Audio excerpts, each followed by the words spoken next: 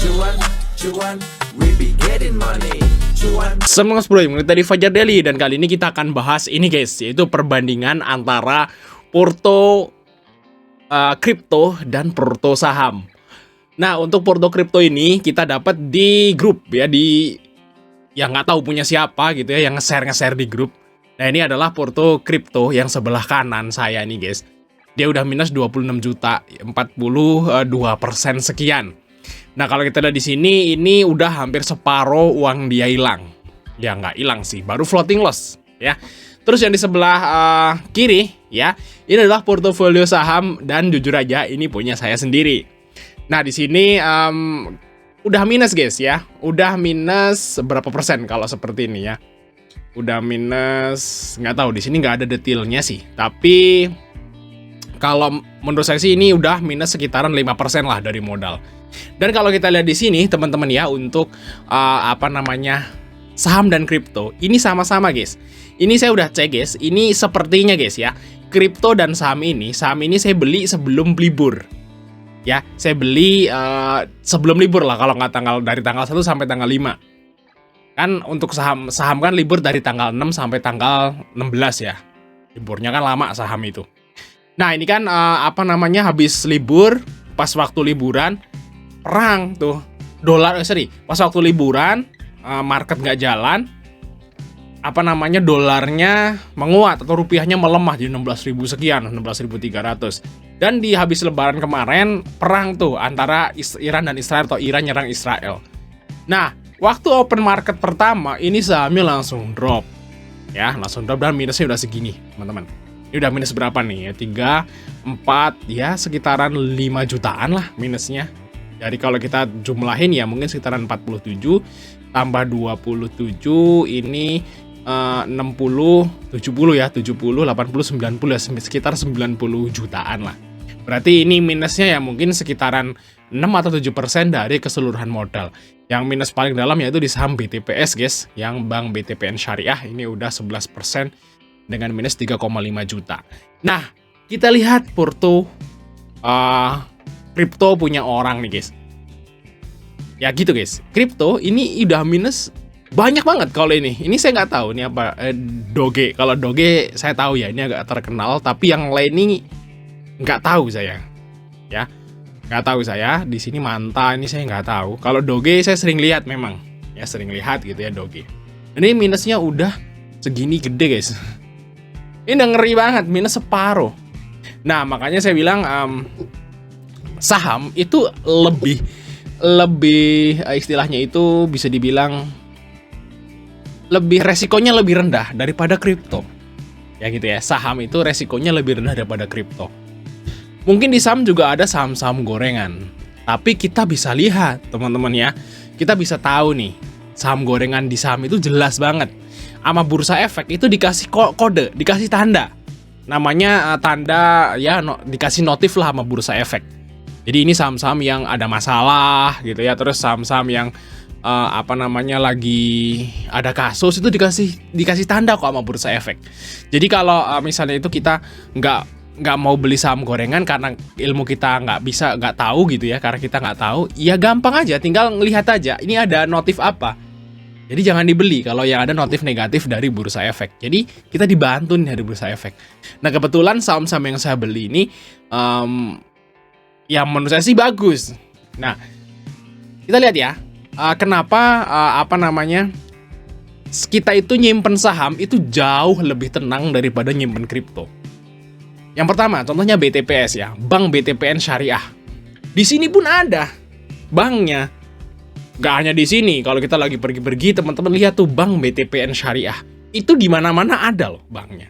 Dan kita bisa masuk, kita bisa nabung di situ. Kita bisa tahu produknya, kita bisa tahu karyawannya di situ, berapa banyak juga kita bisa hitung. Kantor pusatnya juga ada, gede banget. Nah, ada fisiknya loh. Nah, terus yang kedua adalah HMSP. HMSP itu HM Sampurna ya, yang memproduksi rokok, Sampurna Mil, segala macam.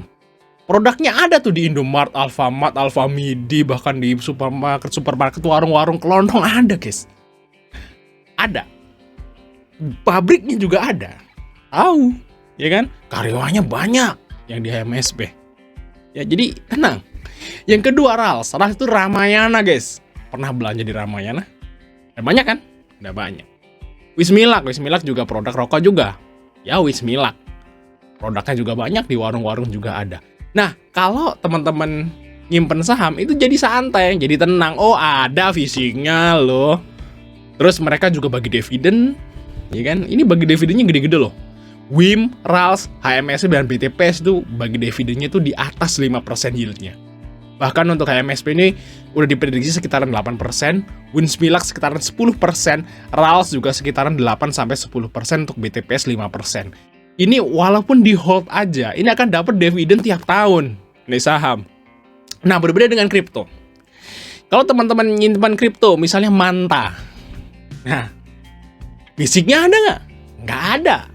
Kantornya di mana? Tahu nggak? Nggak tahu kan? Gelap. Nggak jelas. Gitu guys. Terus bisa buat apa? Yang ini ngasih dividen nggak? Nggak ada teman-teman. Nah, sama aja Doge, Dus, GMT ini apa ya? Renesray ini juga sama teman-teman. Jadi kalau menurut saya sih holder ya, atau investor saham dan investor kripto saat sama-sama kena crash. Nah, ini kan bareng kena crash juga. Ya, namanya ada perang, dolarnya nggak stabil ya, ekonomi nggak stabil kan, biasanya saham sama kripto tuh turun. Jadi saat sama-sama turun, saya yakin yang lebih stres adalah holder kripto atau investor kripto daripada saham. Karena saham kita udah jelas tadi, udah saya jelasin. Walaupun minus nanti juga akan balik lagi. Walaupun minus, biarin aja nih tahun depan dapat dividen gitu. Kalau kripto bisa hilang loh. Nah, itu yang ya saya kasih tahu nih kepada teman-teman semua yang memang belum tahu nih, cuman ngikut-ngikut doang beli kripto, teman-teman harus hati-hati. Kan kita itu nuker uang asli jadi uang digital palsu, guys. Bukan uang palsu. Kalau kita punya uang asli tukar uang palsu ada fisiknya. Kita punya uang asli 100.000 dapat uang palsu 1 juta. Ada kan fisiknya dipegang kertas gitu ya. Nah, kalau ini uangnya lo asli ditukerin uang palsu dan nggak ada wujudnya. Uang palsu digital, bayangin. Nggak ada wujudnya. Ya, jadi kalau teman-teman belum istilahnya itu baru-baru nih di dunia investasi, ya jangan ngikut-ngikut doang, harus bisa analisa sendiri.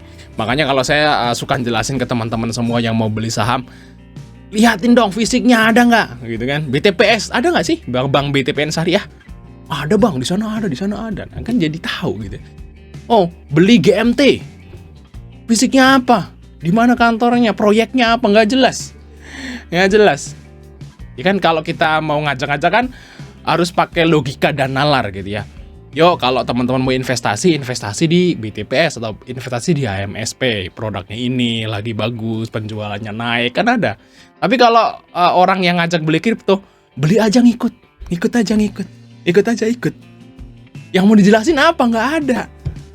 Ya kan kalau di kripto kan nggak ada yang mau dijelasin. Ya cuma ngikut aja, percaya deh sama gua, gitu kan, gitu doang akhirnya. Nah, kalau yang orang yang mohon maaf nih, bodoh ya tinggal ngikut aja. Ngikutnya nggak tahu nih, ngikut belinya tinggal nggak tahu. Makanya bisa jadi seperti ini minusnya kan. Nggak tahu kan, cuma ngikut doang gua gitu, nggak tahu. Tapi kalau saham saya tetap jelasin. Nih BTPS gitu ya, seperti itu. Jadi kalau masuk logika mereka barulah buy. Kalau nggak masuk logika ya jangan. Makanya saya bilang kripto ini agak sulit masuk di logika saya gitu. Makanya saya nggak buy kripto. Oke Mas Pur ya, mungkin saja Mas Pur poin dari kita untuk like dan subscribe. Sampai ketemu di video berikutnya.